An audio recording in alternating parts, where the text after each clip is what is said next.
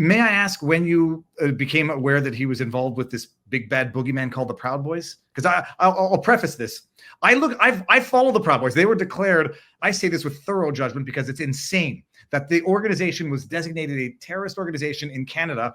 And I'm like, what did they ever do? And I'm Googling, I'm looking. Oh, brawls every now and again. Like I look up the criminal activity of the Proud Boys. I never understood it. I always thought it was just a pretext in Canada to facilitate the persecution in America because Justin Trudeau, by designating that group, on the one hand, you facilitate seizure of assets, but also you sort of lay the groundwork for the Biden administration as relates to Jan 6, treating them like a much scarier boogeyman than they were. Do you know when he got involved with that? I'm going to tell you honestly, I just found out about the Canada situation last night, believe it or not. So, I'm just a mom like any other. I knew he was a Proud Boy. I didn't know he was the chairman of the Proud Boys for a very long time. It did come to a surprise for me, but he's always done fairly good decisions and he has a good heart. So I felt that whatever he was doing in the Proud Boys, and I still do, was for a good cause and was for the people. He never really does things for himself. He always does them for humanity and for people.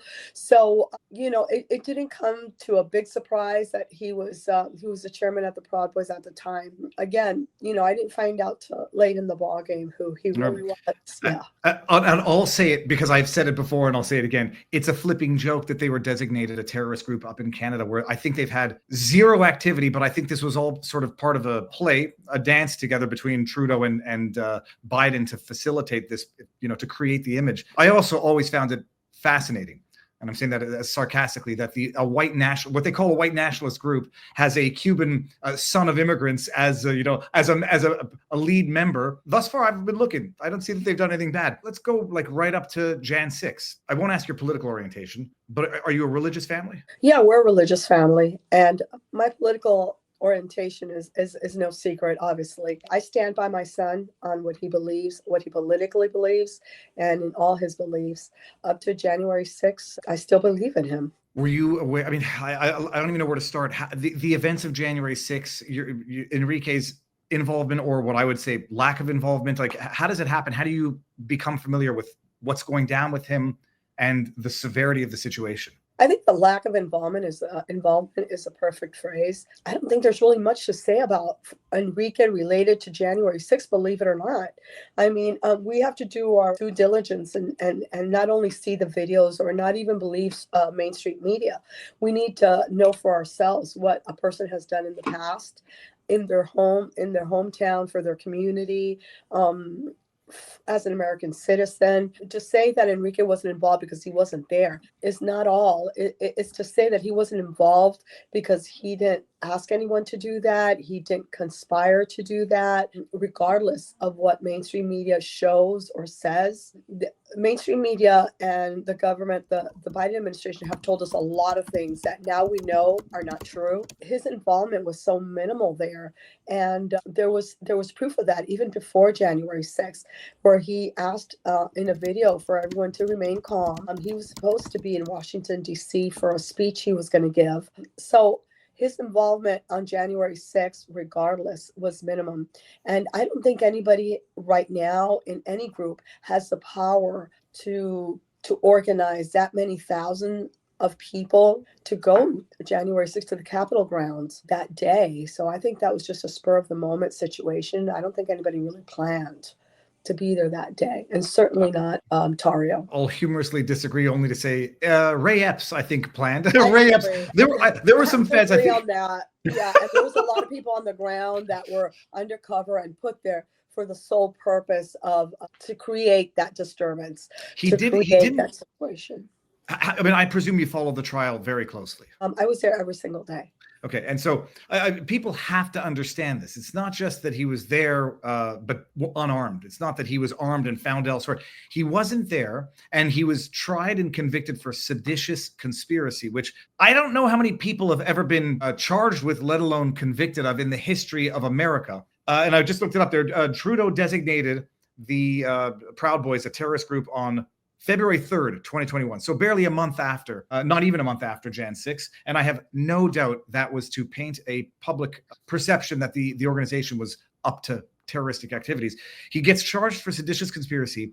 Can you flesh out the evidence, or what I would probably refer to as the dearth of evidence, of his involvement in any conspiracy, let alone seditious, whatever that means? Exactly. Whatever that means is perfect, because I don't think that those 12 jurors before, during, or after the trial even knows what seditious conspiracy is. I really don't believe that if you asked one of them, they could tell you what seditious conspiracy is. We know now the high percentage and that we had that we had to have a conviction in DC. We know it more now more than ever after these elections. We know how many people are Democrats.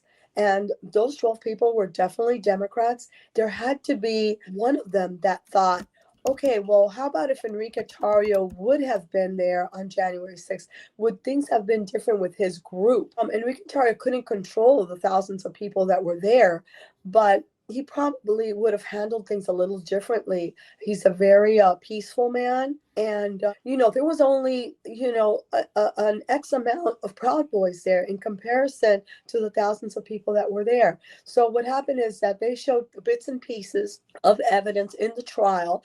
And those bits and pieces were a lot of those videos that we see on mainstream media, which shows the worst of January 6th. But they don't show when police officers were letting people into the building, where there was instigation within the crowd.